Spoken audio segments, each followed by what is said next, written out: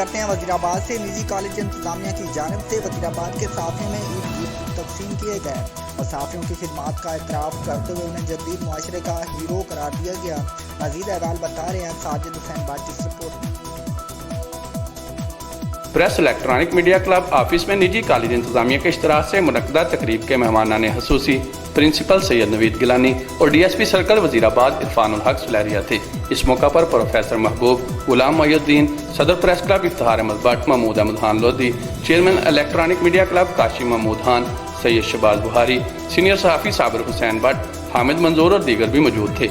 Principal Syed Naveed Gilani ने कहा कि तलीम और ज़राए बलाग का रिश्ता बहुत कदीम है। मीडिया वसीतर और मुअस्सर तरीन ज़रिया बलाग होने के नाते जदीद मुआशरे का अहम जुज़्व बन गया है। और ये प्रेस क्लब में भी आप लोगों की यहाँ पे आज मौजूदगी और मेरी मौजूदगी में आपका यहाँ पे आना, मुझे आपका यहाँ पे बुलाना, मैं भी आपकी उन तमाम सर्विसेज को जो आप प्रोवाइड करते हैं, लोगों को अवेयरनेस देते हैं, लोगों को बाखबर रखते हैं।